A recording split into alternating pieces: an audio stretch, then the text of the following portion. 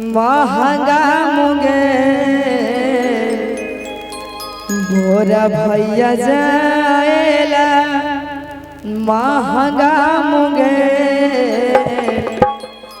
ले ले यहाँ हो भैया गेहूं के मोटरिया। और ये उसके बाद भाई कहता है चियबकी के सुपवा अरे महंग भैले बहिनी चियबकी के सुपवा महंग भैले बहिनी आगे छोड़ी नहीं गे बहिनी छठी के परबिया। आएंगे एकदम प्यार से जाएला महंगा मुंगेर मोरा भैया जाएला महंगा मुंगेर ले यहाँ हो के मोटरिया ले यहाँ हो के मोटरिया। अबकी के है सुपवा महंग भैले बहिनी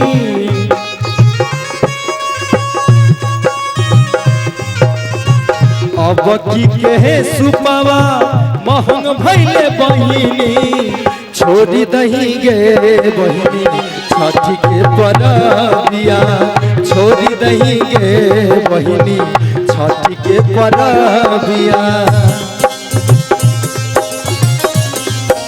क्या बात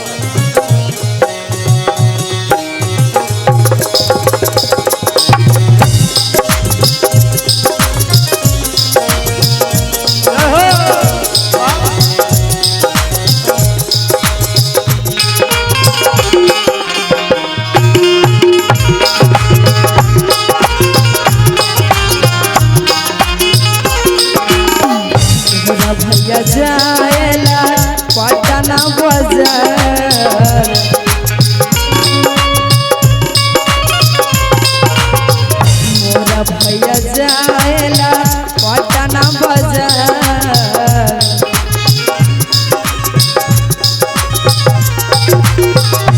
ले यहाँ हो भैया ले यहाँ हो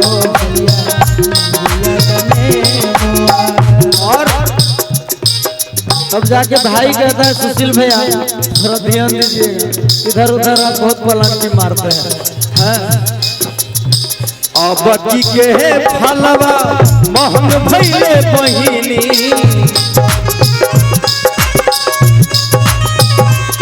अबकी के है फलवा महंग भैले बहिनी छोड़ी दही गे बहिनी छठी के परबिया छोड़ी दही गे बहिनी छठी के परबिया। नाही छोड़ब हो भैया छठी के परबिया नाही छोड़ब हो भैया छठी के परबिया ले ले यहाँ हो भैया ले यहाँ हो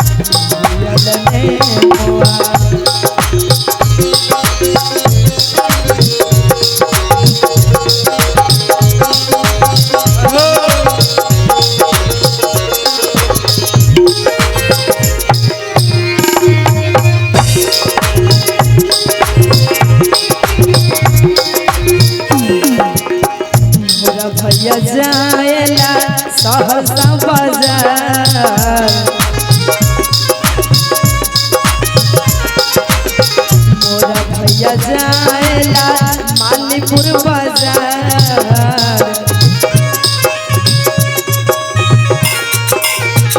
मोरा भैया जाएला हसनपुर बाजार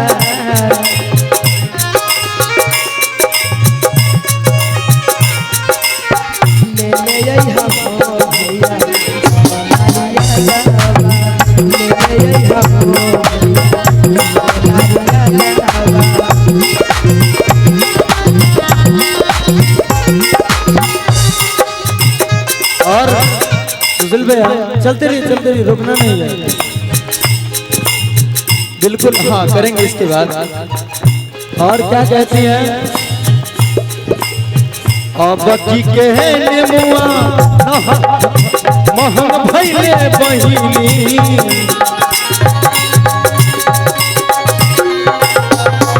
अब की के नेमुआ महंग भइले बहिनी, छोड़ी नहीं गे बहिनी छठ के परबिया, छोड़ी नहीं गे बहिनी छठ के परबिया, नहीं छोड़बो भैया छठ के बरतिया, छोड़ी नहीं गे बहिनी छठ के परबिया, नहीं छोड़बो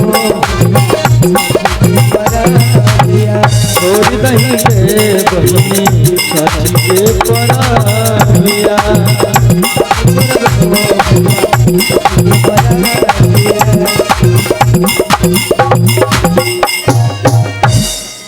बोले छठ